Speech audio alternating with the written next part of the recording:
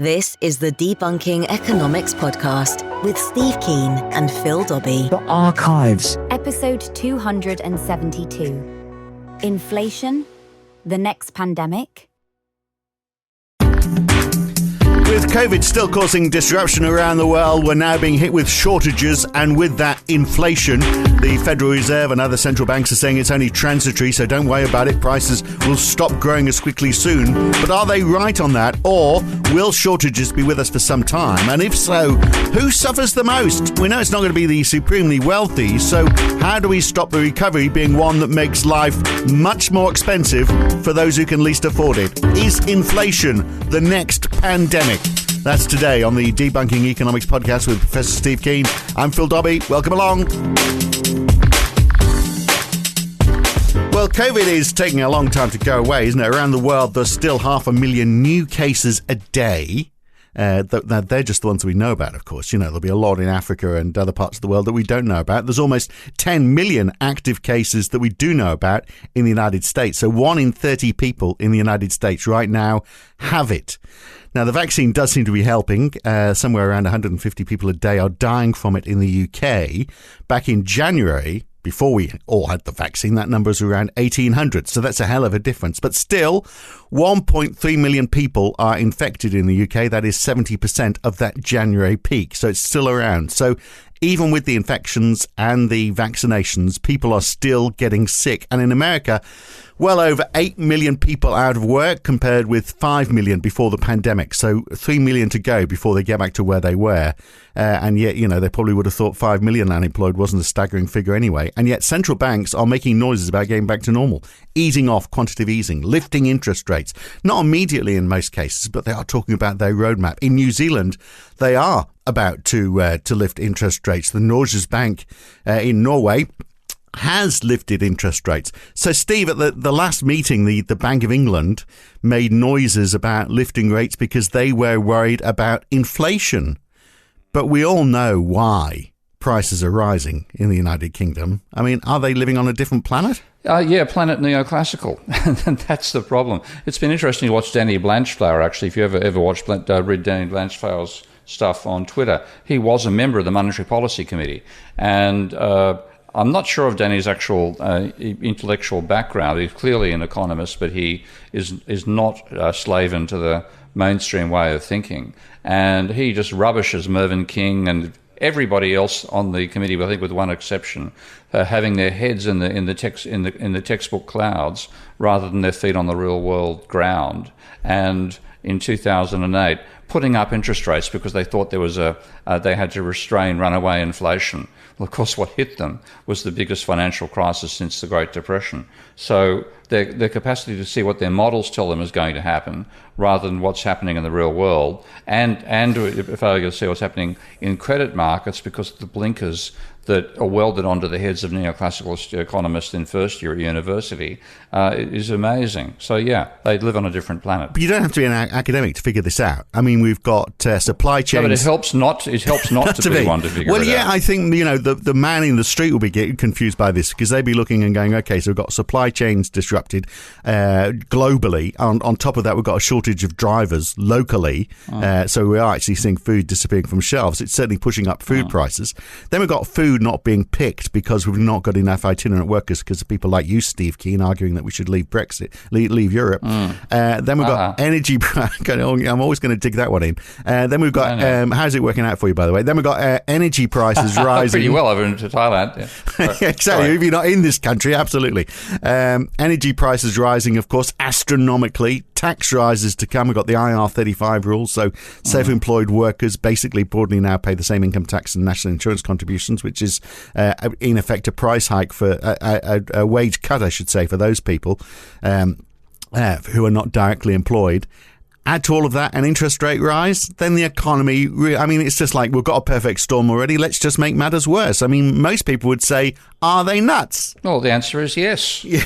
So is it that? Or because, as you know, I also do a podcast every day for the National Australia Bank, the NAB Morning Call, and I talk to analysts from the bank. Their read on all of this is that the Bank of England is just talking the talk, but they're never going to walk the walk. In other words, they're going to tell people that this is what they're thinking of, but it's never going to happen. They're really just trying to pacify the markets or pacify the neoclassical economists, I guess. Well, yeah, I mean, there's an interesting division in central banks between the board and the research staff sometimes. Like in the American system, it seems that the research staff become the board.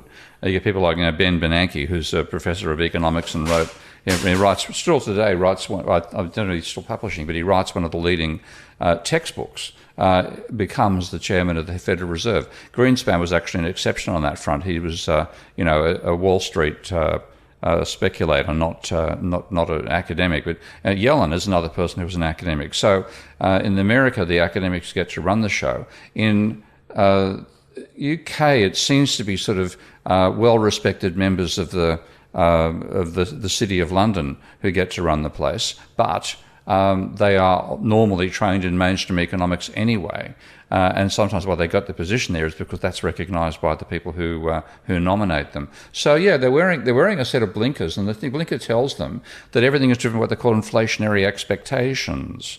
And they say, there's going to be a rise in expectations of inflation, and that will cause a rise in inflation. So we have to put up interest rates twice as fast as the expectations are rising, and that'll push them back the other direction. Right, irrespective of what's actually happening right now. But I guess the people are looking at all of those things and would be saying, prices have gone up, prices are going to go up even more. And so what they're saying, well, okay, if you've got that, I mean, I could sort of half understand the logic. If you've got a whole load of people saying, well, look, prices are bad, but they're going to get worse. And they go, well, I tell you what, we're going to stop them getting worse because we're going to tell you that we're going to do this.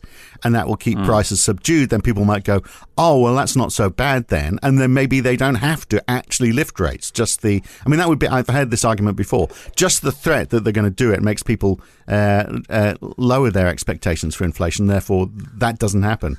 I mean, it's a twisted logic, but you could sort of like behaviourally, you could see that sort of thing happen. That's what they're doing. But I mean, again, when you look at all this stuff, you've got to go back to Milton, bloody Friedman, and the original paper he wrote called The Optimum Quantity of Money, back in, I think, in 1953. And essential part of that argument was that you would have inflation with absolutely no change. It'd be in equilibrium with inflation. And the idea was that it like normally you think inflation is actual prices rising, and people look at actual prices and then they realise there's inflation, and then you are in a non-equilibrium position, and then the inflation pushes you back into equilibrium again. That's the sort of way that neoclassicals used to think before Friedman turned up. And what he did in this paper is say, well, just imagine there's a helicopter flying over the country. And if you start with 1,000 $1 notes, okay? I'll use £1, but $1,000, £1, whatever, flying over the country. There's 1,000 pounds in circulation, which are notes labelled "this is $1" each, 1,000 of them. And then one day a helicopter flies over the country and drops another 1,000 notes. Now, the point you left out of the logic, well, it would have to be a Federal Reserve or a Bank of England helicopter, because if they dropped over the country, they'd be forgery. But his point was, if that kept on happening, then you start to assume it was going to keep on happening, and therefore you'd devalue, you'd assume money's worth less. Yeah, people grab them, pick them up, initially think there's been an increase in demand because there are more pieces of paper flowing around, but ultimately return to the original full employment equilibrium. And this is the nonsense thing in thinking. He presumes that Keynesian-style policies, which is what he's attacking in this paper, are trying to drive the employment rate below the market equilibrium, where the market equilibrium is actually an optimum. So we're not talking, thinking in terms of Great Depression, 30% of the workforce out of a job, which is where Keynesian policies actually began. And only a lunatic, his name, by the way, is Finn Kitteland and Edward Prescott. Only lunatics would think that was an equilibrium situation. And therefore you're well and truly away from where with much higher unemployment than the market would give if the market was functioning properly. And then you therefore boost demand to get you to the point where the unemployment falls. That's the world of the actual way in which situation in which Keynes's ideas became the mainstream. But he just says, let's assume we're in full employment. And then the government tries to give us over full employment. Well, gee, that'll cause inflation. Well, there's not an economist on the planet who would disagree with that, but it's the assumption you start from the optimum and they're try to push past the optimum. That's the nonsense bit, that the sleight of hand that Friedman dropped in. His natural rate of unemployment. And the question is, what is that? Because if you look at, what is the NARU? What is it? It's the non-accelerating inflation rate of employment, NARU. Unemployment, I should say, sorry, which was over 7% back in the 80s. It's been, around 5% for quite a while. The unemployment rate in the US now is 5.2%. So, you could say, job done. I mean, there's 8 million people out of work, but you could say, look, the job's been done by the Fed because they've lowered their NARU and it's all good now. But the point is he snuck in this idea that expectations cause rising prices. That was the trick in that writing, and he said therefore you've got to break those expectations. The people who follow him were even more lunatic than Friedman was. That's why I mentioned Finn Kydland and Edward Prescott, who gave us what are called real business cycle models, and they went even further and argued that things like the Great Depression were an equilibrium reaction of the workforce to some change in labour regulations. So people voluntarily worked less, and that's what we recorded during the Great Depression as a rise in unemployment, because they decided it wasn't worth their while to go and work at the offering wage, so they might as well go back to their farms and their personal workshops and make their own stuff for themselves.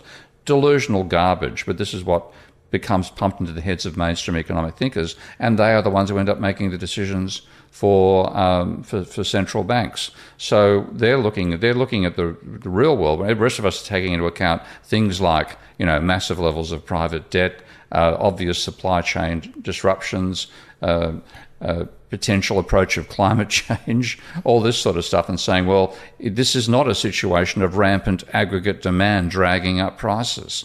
And if you have this situation where it's supply chain disruptions that are causing the rising prices, and you then hit the market with something which actually reduces aggregate demand, you're not going to cause a adjustment just of the price system. You're going to crash demand itself. And this is the fear that a lot of us have. This sort of thing will end up causing a slump. And I don't know how you position yourself, because Jerome Powell from the Fed, in his chair of the Fed, in his defense, is saying this is the inflation that we're seeing is all transitory. So it is all driven by supply constraints. So my reaction to that would be, well, okay, inflation is going higher and higher and higher, but it's transitory. Jerome Powell is telling me in a year's time it will have all gone away. So guess what? I'm not going to spend money on stuff right now. I might negotiate for a higher wage in the short term, but the stuff that I really want to buy, particularly big items, I'll leave it till next year when inflation has gone away. But that's subduing. Yeah. So he's trying to get himself over that path, but he is subduing demand by his words, and I think we're seeing a bit of that already in the US economy. No, I mean, it's the difficult thing with the situation we're in now. When I look back at the 70s, the thing which was special about the 70s was, first of all, there was an absolute gangbusters boom going on. 1973 was possibly the peak level for economic activity on the planet in terms of how much of the workforce was employed and how little slack there was in the productive sectors of the economy. And then you had a supply shock from after the Yom Kippur War, the blockade that the OPEC put on supporters of Israel, which meant you had a quadrupling of the oil price from $2.50 a barrel to $10. And that happened. And there's another one again, which is more market-driven, in 79, it went from 10 to 40. And then at that stage, because that was a supply-driven inflation hit. But at the same time, you had a far lower level of private debt, still high, but what it meant was that corporations who were coping with a very, very high level of demand in the economy were willing to extend their lines of credit to pay the higher prices for the oil. And then you had workers organised into trade unions, they still existed in America back then, who would use the very high demand for labour at the time to demand a continuing wage rises. And then you had this huge the flow through from the supply pressure pushing up prices became demand pressure pushing up prices, and you got the classic, supply push, demand pull, inflationary spiral that gave us the high inflation up to about 17% per year in America before Volcker got in charge.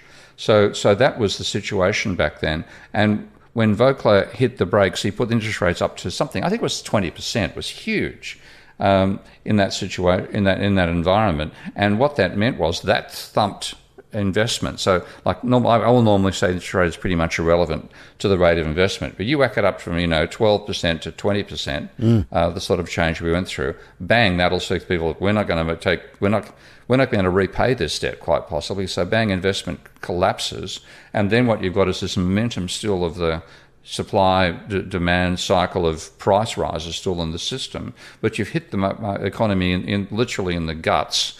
With the interest rate rise and investment collapses. So then you've got rising prices and falling economic activity, otherwise known as stagflation. Because you've not got the capex going, so production's cut. So arguably prices will go even higher because there's less of what people are demanding, and then demand will eventually fall because people are going, well, it's too bloody expensive anyway.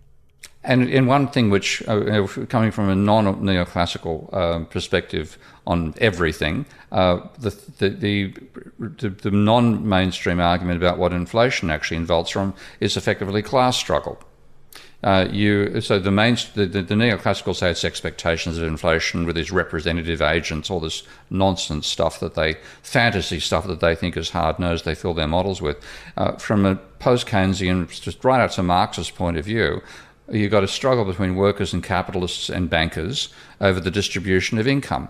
And if that can't be resolved at current prices, then current prices rise because the workers putting up their wages meets capitalists who put up their wages put up their prices without reducing their margins because they're confident they can still sell at the higher prices. Now, the situation we're in now, I don't think there'd be plenty of manufacturers out there who've got supply pressure forcing them to put up prices. Are they confident they're going to get the demand to meet them? No. So you therefore have a potential for them to cut their margin rather than put up the prices, and that will mean, first of all, you dampen out the rise in inflation, and secondly, the problem is income distribution. So with a weakened working class, no unions to help organise them. Initially, they might get the wage rises, but they're all living hand to mouth. Well, will they get those wage rises, or will where the companies are saying, well, let's try and ride inflation by cutting costs? Say, well, we'll cut costs because we won't put up wages as much, and people are we've got unemployment's rife, so people haven't got any negotiating power. Well, I haven't got a union anyway.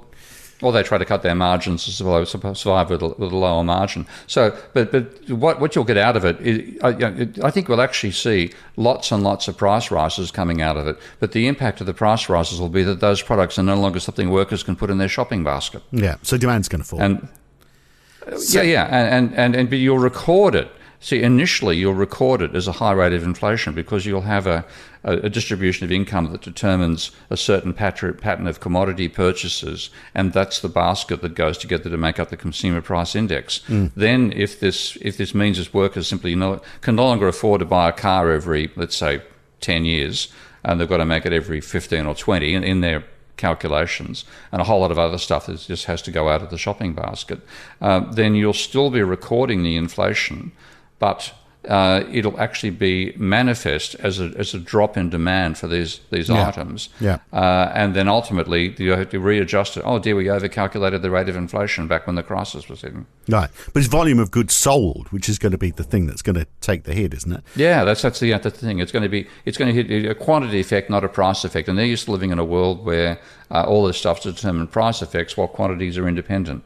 So, but you described the scenario where you get spiraling upwards inflation, where prices of goods go up. Workers say, well, we've got to pay more so we can afford those things. That pushes labour costs up. That pushes the cost of goods up. So therefore they go, hey, look, we need more money again. And so it goes upwards and upwards. How do you break that spiral? I mean, some people would say... It's already broken. This is the point. it's already broken because people can't negotiate to increase their wages. Because you don't have if I mention the Teamsters, people are going to think I'm talking about a rock group these days. The strong labour organisations like the Teamsters in the USA, the Amalgamated Metal Workers, which I've occasionally done consulting for in Australia. All these strong unions just don't exist anymore. So the negotiation isn't there. The only way you get a wage rise is if there's such labour shortage, for whatever reason at the moment it's the pandemic, that employers are willing to outbid each other to offer higher wages. But the moment the pressure is gone, they'll reverse that bid. So you don't have the same permanence of wage rises hitting into inflation anymore. Inflation has to keep on rising, of course, doesn't it? Because it's so prices can go up and you can have high inflation, then it can level off and then you've got zero inflation. So, that could happen with jobs, couldn't it? Because lots of people lost their jobs and now there's lots of people out of work and there's demand for those people. So employers are having to pitch for them. And we all know if you work for the same company all your life, like my brother, I've got a great classic example. I've got, one brother who just worked for the same company all his life and he hardly ever got any pay increases. Whereas, in my career, when it was blossoming all those years ago, I'd go from one job to another and get 50% more because I'd done well in the last job. And I knew if I'd stayed in that job, they'd go, oh, you've done well, here's 3%. But if you go and apply for another job, you step up the ladder. So people are doing that now, I think, aren't they? But that's it's only a transitory thing. So we're going to see wages go up because people are moving around and finding jobs, and there's sectors where the demand is greater, so they're going to pay more. But I don't think those prices will go down, those wages will go down. Pretty hard to tell someone that they're going to have to take a pay cut, but they're not going to keep on rising. So wage push inflation will slightly reduce to zero. But at the same time, you're going to continue getting the supply chain disruptions. We're getting out of the COVID one to some extent. But this is just one of many coming our way. You're seeing like the Brexit one, Steve. Self-inflicted. Okay. This is getting as bad as the bloody Australian property prices garbage to get back in Australia. But anyway, you're gonna. We'll talk about that next time. But it's what you knocked me off my bloody train of thought. Where was I going? I was talking about wage push inflation, and you were talking about how, but we've still got the supply constraints. So we've still got that inflation. They'll come on the both two things. Climate change, but also we're starting to see real shortages in physical minerals and in energy. And this is what's in it. The latter is known as the Hubert peak. That we've passed the point of peak oil production, conventional. We passed that at least 20 years ago. It looks like we're also past the peak of production of shale oil and fracking and stuff like that as well. So we're running out of supply of oil, and oil is essentially liquid energy, and energy is by far the most essential input to production processes. So you're finding that you now have to, if firms are bidding to get hold of the energy, and that's going to mean the oil prices rise. But the impact overall is not that we're going to pay more and consume the same volume. We're going to pay more and consume less, and therefore there'll be production shortages again, which will turn up in price rises for parts of the economy but buy those outputs as inputs. And the people obviously are going to suffer the most are going to be the poor, the less well off, because a higher proportion of their income goes on those basic commodities that we all need to survive. So monetary policy isn't going to help them, obviously. So should the government step in and support them? Should that be the focus now by stopping the impact of inflation hurting those people? So I guess I'm asking you this question, Steve. If you're a politician, perish the thought, imagine that. If you're a politician, what would you do to tackle this issue where you've got inflation hurting the poor because for whatever reason, but in this case, it's because of those supply constraints? I'd be looking at a basic income. Right. Because I'm in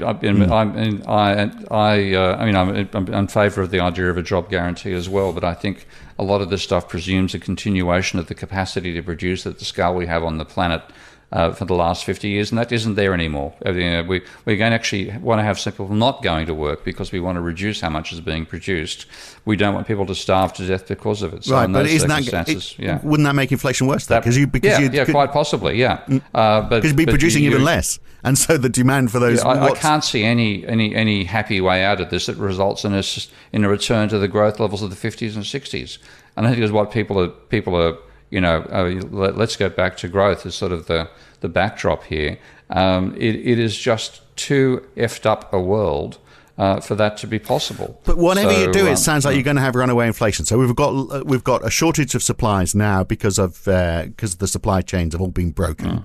You're saying, well, on an ongoing basis, we have to get used to that. Then there's nothing there that's going to stop inflation. And so the Fed's there saying we've got, the acceptable inflation rate of around 2%, possibly a bit lower. So, I mean, first of all, where did they get that number from? Is there a magic number? And isn't it because of those constraints that you're talking about, demand and supply constraints, isn't that number just going to keep on rising? Well, it could. What I think you're going to see is a whole range of commodities that workers have been used to consume, and middle class have been used to consume, that gets priced out of their possibility of buying it. And this was actually the impact of rising prices in the Arabic countries. We had what we called the Arab Spring, set off by a Tunisian market workers self-immolating over price rises. It becomes impossible for ordinary people to buy commodities they need to survive. Things in that situation, including oil for heating and oil and therefore bang, they went on riot, and you finally had the political upheavals of the 2000s and 10s and thereabouts in Arabic countries. So it is you. Yeah, I don't think you can avoid that level of political conflict, unfortunately. It will manifest itself as inflation, but then the commodities where it's becoming outrageously high and which are not essential items will disappear from workers' shopping baskets. No. It's the ones that are left in there, and then you start seeing people getting to the stage where what was their comfortable living becomes barely subsistence. Then you're likely to see the equivalent of the Arab Spring in the West. Or Karl Marx revolution. Maybe that's... Yeah, there's a lot of students, the youth are sort of pro-socialism in a way that terrifies the older cohort in America, and they're wondering why. So how does where we are now compare with the 1970s? Because obviously we had a fuel crisis in the 1970s. We had the 3-day week and all that sort of stuff, with oil prices going through the roof. How does... and obviously inflation was rising as a result of that. How does where we are now compare with back then? The thing about the 70s, the reason it's scarred the minds of economists who both teach economics and make economic policy these days, it was that they had the combination of rising unemployment and rising prices, and that was supposed to have broken the belief in Keynes's model. Allegedly, this couldn't happen in Keynes. What they meant was it couldn't happen in Phillips, which was the idea of the Phillips curve. And Phillips was an engineer. He wasn't stupid enough to be an economist. He was trying to reform economics, and he put together a model of prices, a model of the economy, which was a non-equilibrium supply, the stuff I built in Minsky. Yeah. He was doing it 60, 70 years ago, And as part of that, he argued that when you had high demand, you would have high rate of change of what he called factor prices, and he meant both commodity prices, prices for machines, prices for wages for workers, all that sort of stuff. And then to make the case that for this, he actually literally drew it. But being an engineer, having drawn something, he went to check and see whether it exists, unlike economists.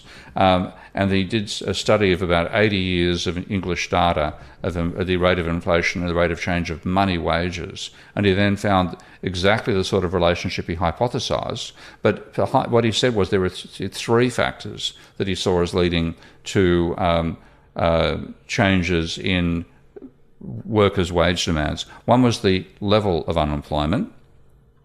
Second was the rate of change of unemployment. And the third was cost pressures due to supply shocks. Effectively, he's talking about imported goods, but fundamentally, leading to a wage price spiral. That's actually literally those words are in Phillips. Now, neoclassicals, don't read the bloody stuff. They read what's written in a textbook. They don't see that he said it was a nonlinear function. They use straight bloody lines, and they leave out the other two causal factors. Now, the reason that that Phillips himself left those causal factors out is he was doing all the work on a bloody hand-operated calculator, and he had annual data for one country on 2 time series, and even that was too much. They gave him about like 80 data points to key in. That was too much, so he simplified it by dividing the unemployment into 7 ranges. So he had 7 data points. Now, if you have, if you're trying to uncover an underlying process, which is extremely complex,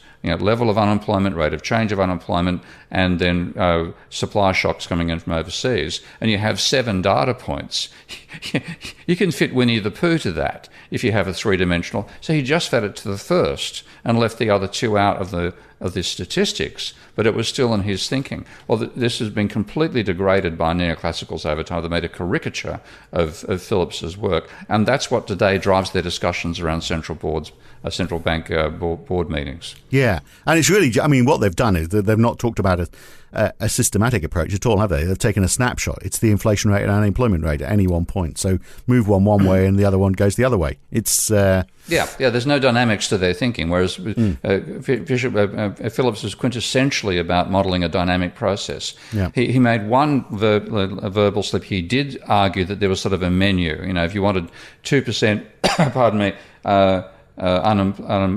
Rate of inflation, you did a 5% rate of unemployment. Because you could choose.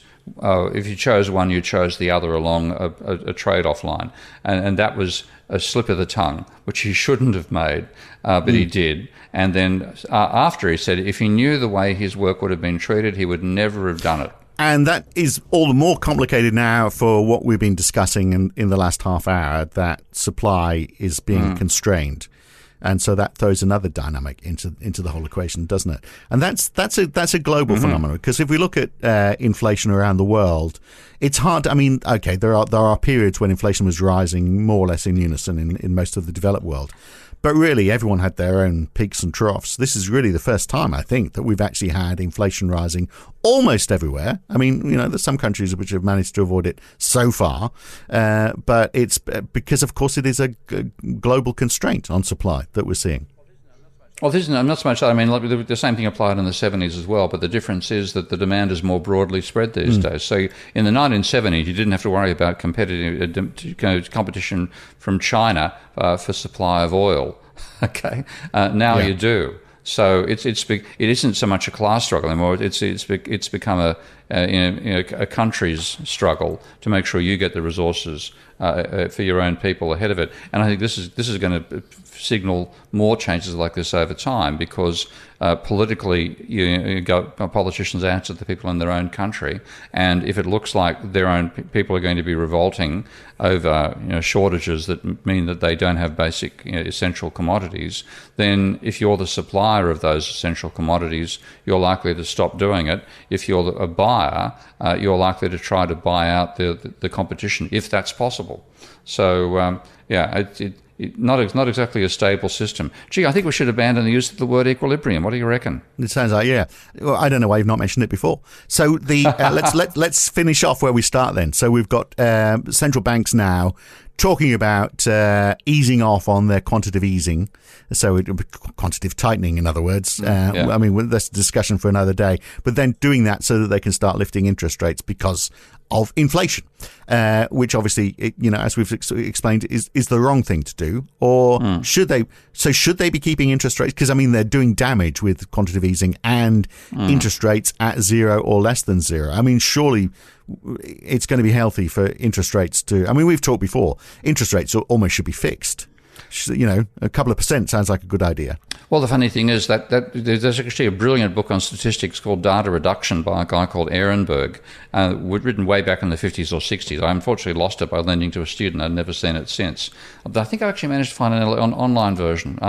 Anyway, he took, as a statistician, looking at how badly economists had done their own work on statistics, he took as an example of a constant the interest rate. Right. He modelled, again, the changes according to distribution of income rather than the interest rate as a control variable. But the point is, looking at the data, it made obvious sense for him to treat the interest rate as a constant, because when he looked over time, it had been about 3%. So the whole period of massively rising interest rates and high inflation, that is a distinctly post-World War phenomenon. It's something which you only see happening sort of starting in the 60s and 70s. But if you and we had no periods of deflation in America before we hit the Great Recession, when inflation went from +5 to -2%. But if you look back in the 1800s, you see patterns of inflation and deflation all the way through. Yeah. And so what you're saying is it makes no difference. We've got a bunch of predominantly middle-aged white men earning a handsome salary, sitting in central banks all over the world, feeling like they're doing some very important work, but actually they're probably doing nothing at all. Yep, pretty close. Actually worse. All right. Okay, we'll leave it there for now. Look, we'll catch you again next time. Good to talk, Steve. Okay, bye. Yep. Next time, which will just be in a few days' time, you might have heard that Steve is standing for the Senate in Australia. He's standing for the New Liberal Party. Next time, we'll find out why he's doing. What would possess him to enter the world of politics, and what do the New Liberals stand for, and has he got a cat in hell's chance of being voted in? All of those questions and many more next time on the Debunking Economics podcast with Steve Keen. I'm Phil Dobbie. See you then. If you've enjoyed this podcast, then please share it with your friends, like it on YouTube, and subscribe to this channel.